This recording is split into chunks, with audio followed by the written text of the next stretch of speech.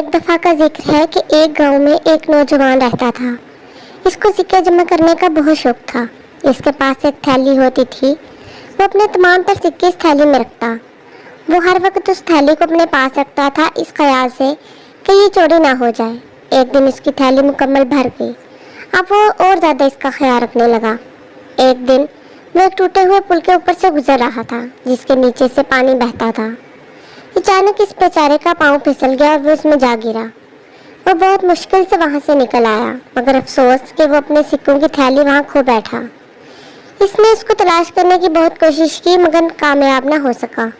آخر اس نے اعلان کروایا کہ جو شخص اس کی سکوں والی تھیلی ڈھونڈ کر لائے گا، اس کو اس میں سے 10 سکے انعام کے طور پر دیے جائیں گے۔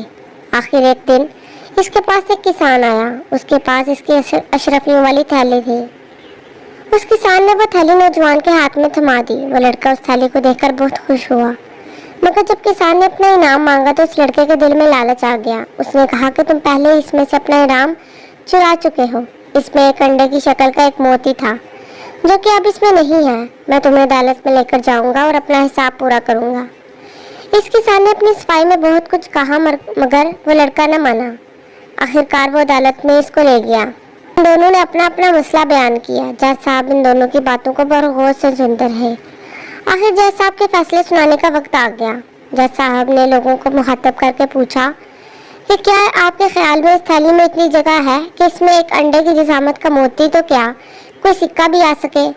لوگوں نے جج صاحب کو جواب دیا کہ نہیں۔ پھر جج صاحب نے اپنا فیصلہ سناتے ہوئے کہا، چونکہ اس تھیلی میں کسی چیز کے اضافے کی گنجائش نہیں ہے، اس لیے یہ تھیلی اس نوجوان کی نہیں ہے، کیونکہ اس نوجوان کے الفاظ کے مطابق اس میں ایک انڈے کی جسامت کے برابر موتی کی جگہ ہے، اس لیے یہ تھیلی اس نوجوان کی نہیں ہے، اور قانون کے مطابق یہ تھیلی جس شخص کو ملی ہے اسی کو ہی ملے گی۔ اب اس لڑکے کی لالچ نے اپنی صفائی میں بہت کچھ کہنا چاہا، مگر اس کی ایک نہ سنی گئی۔